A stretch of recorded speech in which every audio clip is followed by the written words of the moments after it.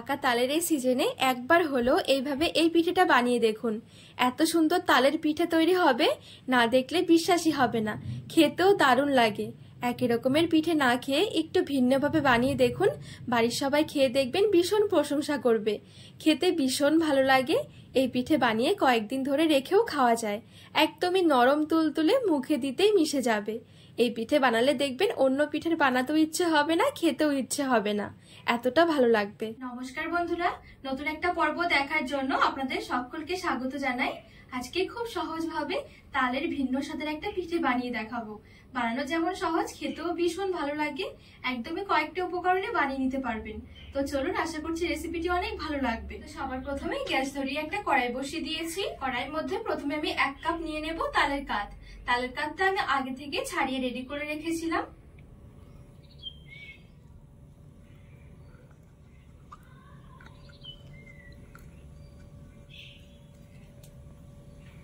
তো তালের কাঠটুকু আমি কড়াইয়ের মধ্যে নিয়ে নিয়েছি। অল্প একটু লবণ দিয়ে এবারে তালের কাঠটা একটু পাক দিয়ে নেব।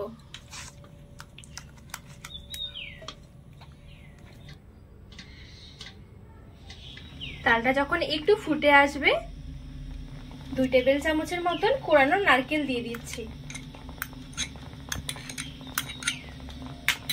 নারকেলটা দিয়ে ভালো করে একটু মিশিয়ে নেব।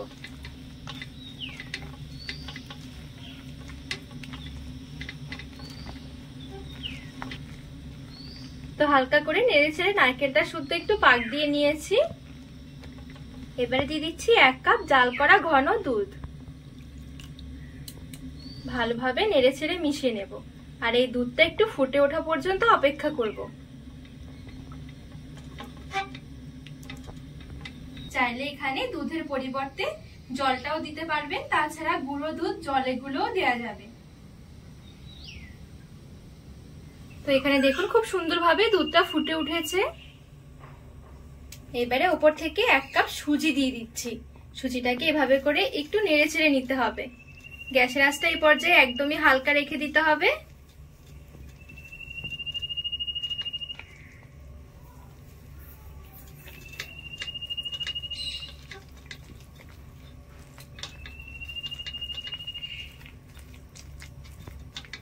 ভালোভাবে নেড়ে ছেড়ে মিশিয়ে নেব। আর এখানে দেখবেন একটা পর্যায়ে এরকম নাড়াচাড়া করতে করতে একটা ডো হয়ে যাবে।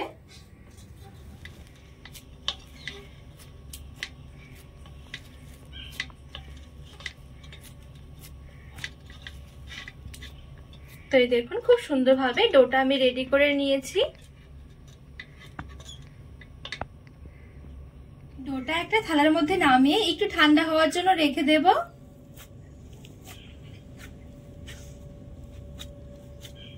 ডোটা ঠান্ডা হতে হতে এদিকে আমি একটু চিনির রস বানিয়ে নেব।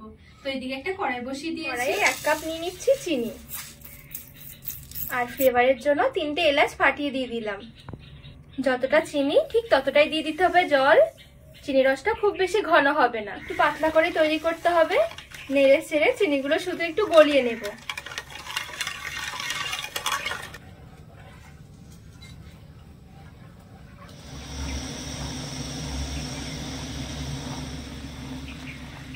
চিনিগুলো যখন গলে গিয়ে ফুটতে শুরু করবে, তখনই কিন্তু গ্যাসের আঁচটা বন্ধ করে দিতে হবে। এর বেশি আর চিনি রসটাকে ফোটাতে হবে না, তাহলে কিন্তু ঘন হয়ে যাবে।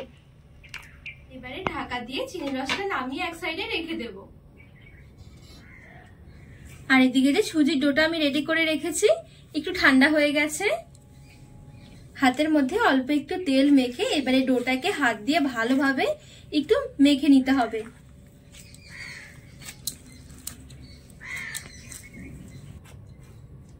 এ পর্যায়ে একটু ভালো করে ডোটাকে ঠেসে ঠেসে মাখতে হবে।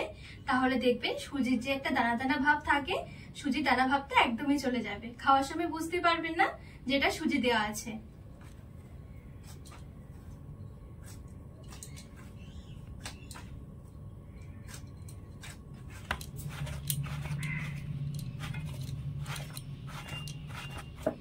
তো এই দেখুন এখানে খুব সুন্দরভাবে একদম মসৃণ করে ডোটা আমি মেখে নিয়েছি।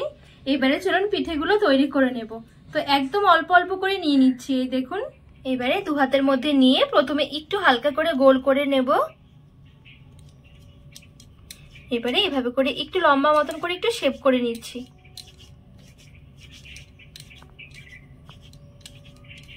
তো এই দেখুন এখানে কিন্তু একটা পিঠে তৈরি হয়ে গেছে। আজকে পিঠেগুলো এইভাবে করে তৈরি করব। আরো একটা পিঠে তৈরি করে দেখাচ্ছি। তো এই দেখুন অনেকটা চুষি পিঠের মতন, তবে সাইজে একটু বড় হবে। বাকি পিঠেগুলো ঠিক একইভাবে তৈরি করে নেব।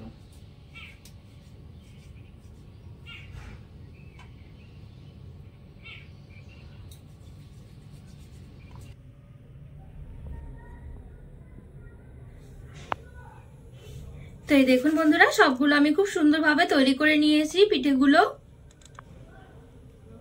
এবারে কড়াইয়ের মধ্যে কিছুটা মতন তেল নিয়ে তেলটাকে ভালো করে গরম করে নেব। তেল যখন গরম হয়ে যাবে এরকম করে হাতার মধ্যে নিয়ে এবারে তেলে ছেড়ে দেব।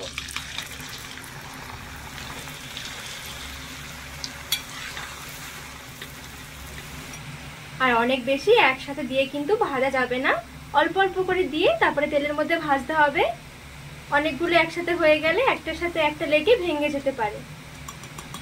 আর এগুলো অনেক বেশি সময় ধরে কিন্তু ভাজতে হবে না, একদম কয়েক সেকেন্ডের জন্য নেড়ে চেড়ে ভেজে নিতে হবে। তো এই দেখুন খুব সুন্দরভাবে হালকা একটু লালচে করে ভেজে নিয়েছি। এর থেকে বেশি আর লালচে করে ভাজবো না। এবারে তেল থেকে তুলে নেব।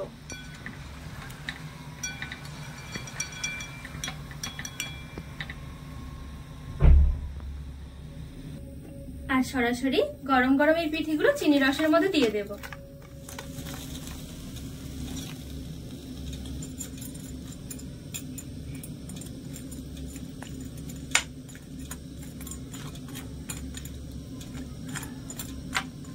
বাকি পিঠেগুলো ঠিক একইভাবে ভেজে নেব।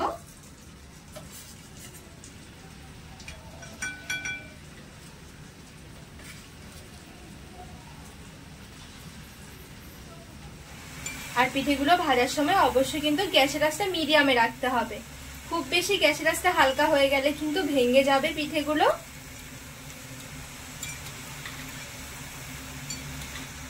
তো দেখুন এগুলোও খুব সুন্দরভাবে ভাজা হয়ে গেছে।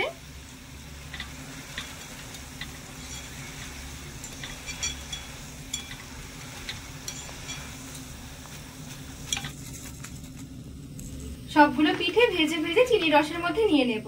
তো এখানে আমার সবগুলো পিঠে খুব সুন্দরভাবে ভাজা হয়ে গেছে। সবগুলো পিঠে হালকা হাতে নেড়েচেড়ে মিশিয়ে নিতে হবে। আর চিনির রসের মধ্যে খুব বেশিক্ষণ সময় ধরে মেশানোর দরকার নেই, একদমই অল্প সময়ের মধ্যে দেখবেন চিনির রসটা একদম পিঠের মধ্যে ঢুকে যাবে, একদম নরম তুলতুলে হয়ে যাবে। আর এই দেখুন কয়েক মিনিটের মধ্যে কত সুন্দর নরম তুলতুলে হয়েছে পিঠেগুলো। এবারে চিনির রস থেকে আমি তুলে নিচ্ছি।